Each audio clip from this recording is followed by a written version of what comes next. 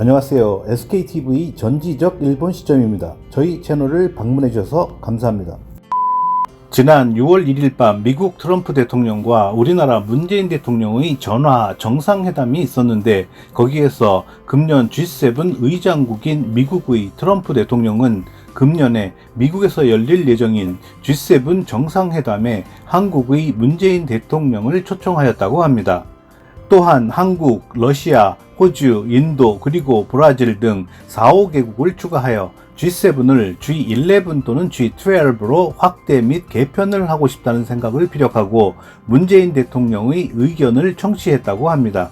이와 관련 일본의 전통적 극우신문인 산케이 신문의 6월 1일자 기사 내용 및 일본 반응을 소개해 드리도록 하겠습니다. 트럼프 씨가 G12를 모색, 문 씨는 초대에 쾌의 승낙, 한미 정상 전화회담. 트럼프 미국 대통령은 1일 한국의 문재인 대통령과 전화회담을 하고 9월 이후에 미국에서 예정된 선진 7개국 정상회담, 즉 G7 회담에 한국 등 4개국을 초대할 의향을 표명한 것과 관련하여 브라질을 추가한 G12로의 확대를 모색하고 있다고 밝혔다. 한국 청와대의 발표에 따르면 한국의 초대에 대해서 문 씨는 기꺼이 응하겠다고 하며 감사의 뜻을 전했다. 트럼프 씨는 G7은 낡은 체제로 국제 정세를 반영할 수 없다고 주장하며 이 외에도 호주나 인도, 러시아도 추가하여 G11이나 G12로의 확대에 관하여 의견을 구했다. 이에 대해서 문 씨는 G7 체제는 전 세계적인 문제에 대응하는 것에 한계가 있다고 동의했다. 트럼프 씨는 그러한 방향으로 노력하겠다고 대답했다고 한다. 한국의 참가에 관하여 문 씨는 신종 코로나 바이러스에 대한 방역과 경제의 양면에서 한국이 가능한 역할을 다하겠다고 강조했다. 트럼프 씨는 중국에 대항하는 협력 구조로서 한국 등의 대응을 바라고 있다고 지적되고 있다. 경제면에서 중국으로의 의존도가 높은 한국의 판단이 주목받고 있다. 좋고 싫고를 떠나서 문 대통령에게는 다른 선택지는 없다. 다만 대중무역의 의존도가 높은 한국이 확실하게 서방 측과 함께하는 것이 된다면 한국은 대중무역을 잃기 때문에 상당히 손해를 입는다. 이 손해를 미국과 일본에게 보충해 달라고 한국은 G11에서 요구하여 올 가능성이 있다. 그 때문에 수출 규제를 철폐하라는 등의 요구도 함께 할 가능성도 있다. 지금까지 대중무역에 의존해 온 것은 한국의 책임이며 이러한 요구를 거절할 필요가 있다. 그것을 위한 사전 정지 작업을 지금부터 주요국 사이에 할 필요가 있다. 이 한 건으로 일본을 추월할 찬스로 생각하고 계획할지 모르겠습니다만 미국 편인지 중국 편인지 확실히 보여줘야 되는 것이기 때문에 마냥 신이 나서 들뜰 경우는 아니라고 생각합니다. 문장. 문 대통령은 정말로 즐거워하고 있는 걸까?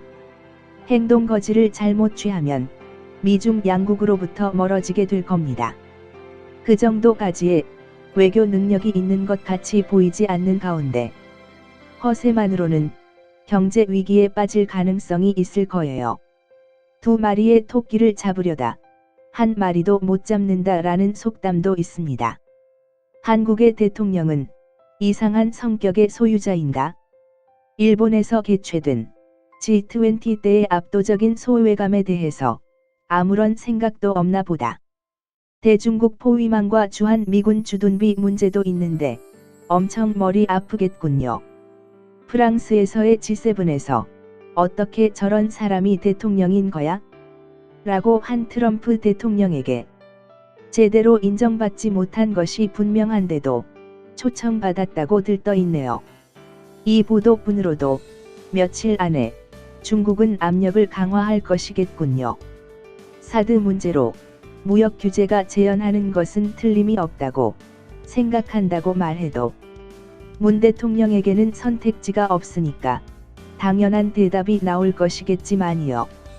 위안부 관련하여 위험스런 상황이 계속되고 있는 가운데 국제회의 찬스까지 거절하면 국민으로부터 문매를 맞을 것이다. 한국 국민은 왠지 모르겠지만 한참 위에 있는 중국에 대해서 근거가 없는 프라이드를 갖고 있기 때문이다. G7인지 G11인지는 모르겠지만 이 회에 참가를 거절하면 중국에게 아첨하는 격이 되니까 국민들이 아우성 칠 것은 틀림이 없다. 어떻게 생각을 해도 절대로 거절할 수 없는 상황이라고 생각한다. 어느 쪽을 선택해도 경제 제재를 당하는 것은 확실하니까 조금이라도 국민 감정을 우선하는 것 외에는 다른 방법이 없었을 것이다. 도리어 원한을 가지고 적대하는 나라가 있으면 조정은 어려워진다. 게다가 약속을 무효로 하고 약속을 지키지 않는 나라가 되면 지의 의미가 가벼운 것이 될 것 같다. 한 번 가입하면 제외시킬 수 없다는 것을 인식해야만 한다. 인도나 브라질은 중국 이상으로 경제가 뒤처져 있어서 선진국이라고 하기에는 생각이 동떨어져 있다. 이기주의적인 러시아와 한국은 회의를 휘저져 놓을 뿐이다. 애당초 미국 이외의 국가는 참가를 인정하지 않는다. 결국 들어올 수 있는 것은 호주뿐이다. 트럼프의 퍼포먼스에 놀아줄 필요성은 없다. G7은 거의 서방 측 선진국의 대표적 국가이며 대체적으로 가치관을 공유해왔지만 G12는 그것과는 많이 다른 정치적 입장을 가졌을 뿐만 아니라 다른 역사적 배경을 가진 나라들이 들어오게 된다. 단순히 지정학적으로 중국을 포위하는 주요국을 규합하여 미국의 우군이 되어 중국 포위망을 결성하라고 하면 보조가 맞을까? 그것을 위한 어떤 사전 준비도 하지 않았는데 실패하면 미국의 위신 실추로 연결된다. 트럼프 씨는 여하튼 중국 포위를 위해서라면 누구든 상관없이 끌어들이려고 하고 있는데 정말로 G7 자리에 러시아나 한국을 초대하는 것인가? 영국, 프랑스, 독일, 이탈리아는 러시아에 대해서, 일본도 한국에 대해서 제각각 복잡한 생각을 가지고 있다고 생각한다. 서방 측의 규칙을 지키지 않고 기회주의적으로 항상 전후의 세계 체제에 계속 도전을 하고 있는 이러한 나라들을 이 세계의 가장 높은 위치에 있는 회의에 초대한다고 하는 것은 좀 아닌 것 같다.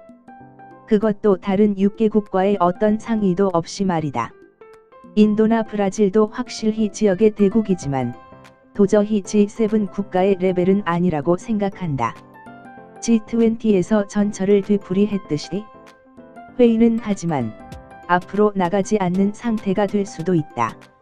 한국은 중국과 미국에 대해서 지금까지 아주 잘 양다리 외교를 해왔지만 뜻밖에도 미국은 비판한 적이 없었다. 문 대통령은 신종 코로나 바이러스의 방역과 경제 양면에서 한국이 할 수 있는 역할을 다하고 싶다고 하는데 그런 일보다는 탈중국하고 미국 측에 붙을 건지 어떨지에 대해서 대답해 주세요. 트럼프 씨의 노림수는 중국 포위에 있는 것은 확실합니다만 문 대통령은 좋고 신이 나서 거기까지 생각이 미치지 못한 것 같군요. 의욕이 넘치는 것 같습니다만 누구도 K-방역 따위는 관심이 없거든요. 그동안 부러워서 어찌할 수 없었던 G7의 선진국 클럽에 초대되었기 때문에 좋아서 날뛰다가 얼떨결에 승낙을 해버린 것인가? 종주국님으로부터 비난을 받을 것인데 레드팀 합류와 열망의 적화통일은 어떻게 되는 것일까? 박쥐 외교로 다시 돌아가는 것인가? 외교의 천재, 문 대통령의 머릿속은 보통 사람에게는 이해하기 어렵다. 우선은 트럼프가 상대를 해주는 것이 즐겁다고 하는 것이 최초의 반응이다. 어쨌든 김정은과 시진핑에게 압박을 당할 것이기 때문에 트럼프와 통화한 그때에는 이러니 저러니 대충 얘기를 하고 서방 측 연합에 참가하는 것은 김정은 시진핑의 눈치를 보아가면서 조건을 내걸 것이다. 여기까지 일본 반응이었습니다. 네드윅들의 귀에 거슬리고 정제되지 않은 비난 일변도의 글들을 보니 솔직히 저도 모르게 화가 치밀어 오릅니다. 이들 극우 성향의 사람들은 한국 관련이라면 무조건 비하하고 무시하고 또 막말도 서슴지 않고 현실을 인정하지 않으려고 하는 것이 특징인데 그들의 뇌구조가 진정으로 궁금해집니다. G7이 확대 개편되어 G11 또는 G12가 되고 거기에 한국이 회원국으로서 참가할 수 있다는 사실은 일본인으로 하여금 전 세계에서 일본의 영향력 감소로 이어질 수 있다는 두려움과 좌절감을 느끼게 하는 것 같습니다.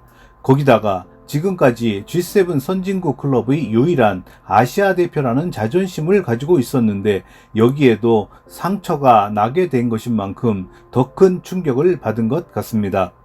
이 뉴스는 우리나라의 위상이 그만큼 높아졌다는 의미에서는 좋은 소식이기는 합니다. 그러나 이번 미국 트럼프 대통령의 G11이나 G12로 확대 및 개편하려는 계획이 미국 트럼프 대통령의 노림수, 즉 새로운 체제를 이용해 중국을 포위한다던가 반중 동맹을 기획한다던가 하는 등의 중국 때리기의 일환으로 추진한다는 일각의 지적에 대해서 우리나라 정부는 분명한 대책을 세워두어야 할 것 같습니다. 일본은 한국에 대해 이해하기 어려운 찌질이 자존심 문제로 한국의 가입에 비토를 할 것이라는 의구심이 듭니다.